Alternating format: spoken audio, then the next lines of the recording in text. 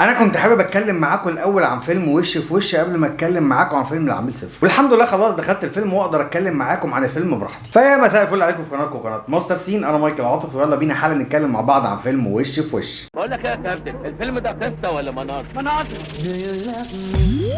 احلى من الشرف مفيش. راجل يمين سموتر.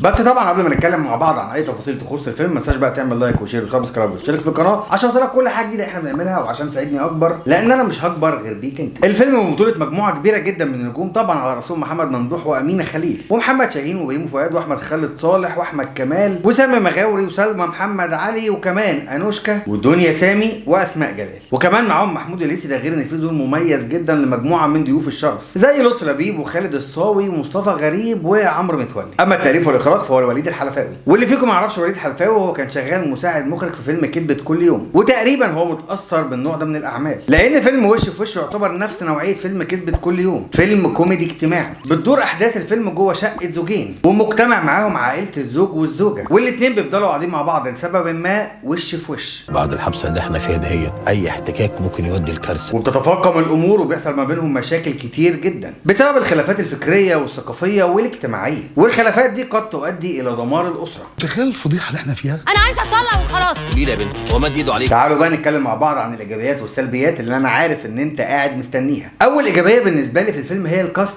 الكرو، الممثلين. كل واحد من الممثلين ابدع حقيقي في دوره بشكل متميز وشكل ملفت جدا، والفيلم عشان هو اجتماعي فهو بينقل صوره حقيقيه لاشخاص حقيقيين عايشين معاهم، ناس فعلا موجودين في حياتنا، وكل ممثل واخد دور هو فعلا قدر ينقل الصوره دي. كل ممثل قدر يوريني شخص انا اعرفه بجد، شخص اتعاملت معاه او شفته قبل كده، بدايه من محمد ممدوح اللي بيلعب دور الزوج، واللي هو من عينيه او من وجهه نظره وهو مش غلطان في اي حاجه حصلت، وانت لما تتفرج على الفيلم وتشوف وجهه نظره تحس فعلا ان هو ممكن يكون مظلوم وتتعاطف معاه. انا اتشتمت. ليه يعني؟ عشان انت المفروض راجل، والمفروض ان انت بتتحمل الحاجات دي بنفسك. احترمي نفسك. اما لو بصيت للموضوع بعين الزوجه اللي هي امينه خليل هتلاقيه غلطان ومكبر الموضوع واخد الموضوع على اعصابه زياده عن اللزوم ومودي الموضوع في حته رجاله وستات وفي ذكوريه مفرطه في الكلام. بيعمل اللي هيريحه وبس، وتتحرق انت بشغلك وعيالك اللي لازم تنيميهم طز فيكي. وطبعا دي شطاره واضحه جدا من المؤلف اللي بيحاول يوريك قد ايه ان كل واحد بيكون متعصب لوجهه نظره هو بس، كل واحد شايف نفسه هو اللي صح، محدش شايف نفسه غلطان، كله شايف التاني هو اللي غلطان. وتاني كاركتر معانا في الفيلم او تاني نموذج هو نموذج الاب اللي كان بيلعبه بيومي فؤاد وسامي مغاوري. في شكلين من الناس دي موجود حقيقي فعلا، هتلاقي دايما في كل بيت اب راسي هادي عاقل بيحاول ياخد كل المشاكل بكل هدوء ومنتهى التريث عشان يقدر يحل المشكله وما يكبرش الموضوع، وفي نفس الوقت بيكون راجل وكلمته بتمشي على البيت عادي جدا، مش لازم عشان يكون هادي يكون هو ملوش كلمه. وللامانه بيومي فؤاد ابهرني جدا في الدور ده، انا مبسوط جدا من اختياره واتمنى ان الفتره الجايه اشوف بيومي فؤاد بيختار ادواره بنفس الطريقه. دور في حته تانية، بيومي فؤاد تاني خالص، ممثل جديد انا ما اعرفوش، رغم ان الدور كان فيه كوميديا وفيه ضحك وفيه هزار لكنه كان دور ممتاز قوي فعلا. بيومي اعاد اكتشاف نفسه بالدور ده بالنسبه لي. اما النموذج الثاني او دور الاب الثاني اللي بيلعبه سامي مغاوري هو الشخص اللي عايز يريح دماغه ويريح المدام بالبلدي كده، اللي بيقول على كل حاجه طيب وحاضر ونعم وبيعمل اللي بتقوله مراته عشان يمشي الدنيا، وطبعا ده برده من وجهه نظره الشخصيه. انا اعتذر للحيوان ده. اعتذر يا مهاب واخلص. حاضر. زوج مثالي. ومن وجهه نظري سامي مغاوري عمله حلو جدا، خصوصا لما جت له نقطه في الاخر كده وانفجر وتلاقي الاحداث والشخصيه والكاركتر اتغير تماما. لا برافو قوي قوي سامي مغاوري، انا مبسوط جدا بسامي مغاوري بيومي فؤاد في الفيلم ده. اما بقى الحموات او امهات الازواج برضو كان في نموذجين مختلفين. معانا انوشكا هانم اللي احسن واحده بتتكلم في مصر من مناخيرها وبتعمل دور برنسس، لا يا جدعان عالميه ورهيبه جدا، تقدر تخليك تكرهها وما تبقاش طايقها فعلا. انا عايزك لما تتفرج على الفيلم تتخيل ان دي ممكن تبقى حماتك بجد حقيقي، مفيش ممثله بتعرف تتكلم من مناخيرها بالطريقه دي غيرها. انا مش بلطجيه زي الجرابيع دول، واحنا ناس بلطجيه. ده غير ان ليها مشهد درامي في اخر الفيلم رهيب جدا. لا برافو انوشكا، انا كنت مبسوط بيها قوي. وطبعا واضح من كلامي انها كانت بتلعب دور الحما الحربوقه اللي بتحاول تسخن بنتها. اما الناحيه الثانيه كانت سلوى محمد اللي بتحاول تهدي الدنيا وتمشي الدنيا عشان البيت ما يخربش. محكمه ايه اللي انت عايزنا؟ وبرضه النموذج ده موجود وشفناه كتير. وكمان سلوى محمد لعبت الدور ده بامتياز، عاقله وهاديه وراسيه ومثقفه وبتعرف ترد لكنها برضه عايزه تحافظ على بيت ابنها. اما بقى مجموعه الاصدقاء المتمثلين في الجبار جدا محمد شاهين، وطبعا كلنا عارفين ان الصاحب دي عند صاحبه شويه حاجات كده محمد شاهين كان جاي يعملها، جاي يقف جنب صاحبه بس ما عندوش اي مشكله ولا اي مصلحه يطلع بيها برضه. سلمى تكتبيها دبل ام ولا ام؟ وانا مش هوضح اكتر من كده عشان لو اتكلمت اكتر من كده واتكلمت براحتي هبقى بحرق الفيلم. لكن شاهين عالمي جدا جدا جدا بصراحه. ومعانا برضو خالد كمال طلع صديق محمد ممدوح، بس ده بقى الصديق الغلبان بس اللي شكله صايع، اللي دايما تلاقي ابوك بيقول لك يا ابني ما تمشيش مع الواد ده الواد بايظ، ولما ابوك يقفشك بحاجه يقول لك انت عملت كده ازاي، فانت تقول له ده فلان هو اللي سوحني. وممكن فلان ده ما يكونش سوحك ولا قال لك اي حاجه، بس هو عادي بيقبل المشكله بصدر رحب وما عندوش اي مشكله ان هو يتكره في البيت. المهم انت تبقى كويس وتعدي من المشكله. والنوع ده من اصحابي يا جماعه لازم تحافظوا عليه، الله يخليكم. النوع ده مميز قوي، بيكون طيب وغلبان وما عندوش اي مشكله ان هو يساعدك في اي موقف، حرفيا كده بيحط روحه قبل روحك.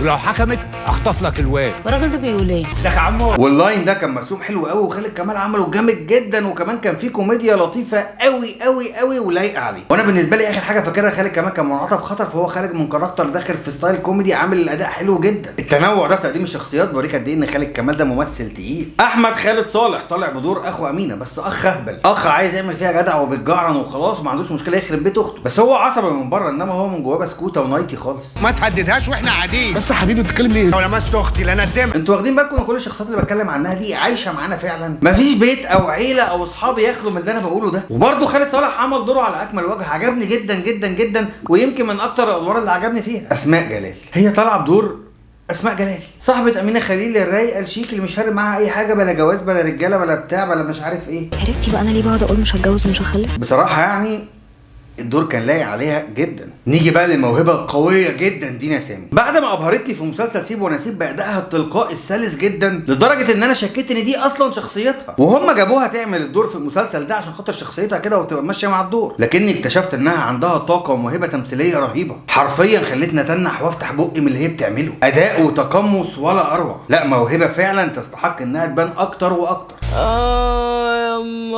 وطبعا معانا الليثي اللي بيقدم كوميديا لطيفه، هي مش اقوى حاجه، وده غريب بالنسبه لي ان الكوميديا بتاعت الفيلم الجامده قوي تكون خارجه من حد تاني غير الكوميديان بتاع الفيلم، بس برضه ما كانش عندي مشكله معاه في دوره وفي ادائه، كان لطيف والكوميديا بتاعته كانت مقبوله جدا. وده هينقلني على طول لتاني ايجابيه معايا في الفيلم، وهي الكوميديا. يا جماعه انا بقالي كتير قوي ما ضحكتش بصوت عالي كده في السينما، مستوى الضحك والافيهات اللي متقدم في الفيلم ده قوي جدا، رغم النقطه اللي انا لسه قايلها من شويه، غياب نجم كوميديا واضح وصريح. يعني بص على الاسماء اللي موجوده كده معانا في الكاست، مش هتلاقي واحد مكتوب عليه نجم الكوميديا، لا كلهم ممثلين عاديين، مش نجم كوميديان، مش متخصص في فرع الكوميديا. ورغم كده الفيلم فيه جرعه ضحك جباره، ودي حاجه تتحسب للفيلم بصراحه. تالت ايجابيه معايا هي طريقه سرد القصه وتقديم الشخصيات، معموله حلوه وسلسه ومميزه جدا، رغم ان الموضوع اللي بيطرحه الفيلم او المشكله اللي بيقدمها الفيلم مشكله مهمه جدا وحساسه قوي، لكن الفيلم قدر يقدمها بسلاسه وببساطه، ودي برده حاجه تحسب للفيلم. تخيل لما تبقى احلى حاجه في حياتك هي الحاجه اللي بتلاقي بيها دراعك. رابع ايجابيه معايا في الفيلم هي ضيوف الشرف. كل ممثل ظهر في الفيلم ده كضيف شرف هو اضاف للفيلم طابع كوميدي مختلف او تاتش مختلف من وجهه نظره او من ستايله هو. الموضوع ما كانش حشو ومالي اسماء وخلاص، لا الضيف ده وجوده مهم ووجوده كمان مميز. يعني انا خارج من الفيلم وفاكر الاربعه ضيوف شرف اللي ظهروا وعملوا ايه في الفيلم. طبعا بالنسبه لي اعلاهم مصطفى غريب، المشهد بتاعه كان عالمي وموتني من الضحك. ده اقرب موقف اتعرضت له في مجال عمل، عيلتين يبان عليهم الاحترام، لكن الظروف خلتهم في مواجهه بعض. ويليه بعد كده المشهد بتاع لطفي لبيب وخالد الصاوي، ودي حاجه حلوه ان انت كضيف شرف تختار الدور اللي هتظهر فيه. خامس ايجابيه معايا هي تكنيك الاخراج والتاليف بتاع وليد الحلفاوي، وهنا المؤلف عشان هو المخرج فتقريبا عامل الستايل والتكنيك بتاع الكتابه والاخراج ماشيين مع بعض حلو جدا. ده غير ان في كادرات كتير قوي عجبتني في الفيلم، على الرغم ان الفيلم متصور في وان لوكيشن، هو لوكيشن كبير قوي بس هو يعتبر وان لوكيشن. طريقه الفصل بين العيلتين والالتحام ما بينهم اوقات والخناقات والصراعات والتكسير والحاجات دي معموله حلوه قوي ومعموله بتميز عالي قوي. وكمان كان في حته بتعمل فيها فريز او ستوب كادر على وش الممثلين، حاجه كده كنوع من تقديم الشخصيه او بروزه الدور اللي بتلعبه الشخصيه، كانت معموله حلوه جدا وعجبتني قوي قوي قوي. واخيرا موسيقى خالد القمار اللي كانت حلوه وبتدخلك في المود بتاع الاحداث بطريقه ممتعه جدا. وتعالوا بقى حالا نتكلم مع بعض عن سلبيات الفيلم. ايه يا عم هو بعد اللي انت قلته ده كله في سلبيات؟ في شويه سلبيات صغيره لازم نتكلم عليها برضه. اول سلبيه بالنسبه لي هي ان النص الاولاني من الفيلم كان قوي جدا ورتمه سريع قوي وحلو قوي، لكن لما رجعنا من البريك على النص الثاني من الفيلم كان في شويه مشاهد وفي شويه تطويل ما وصلتش للملل، لكن كان في تطويل ملحوظ.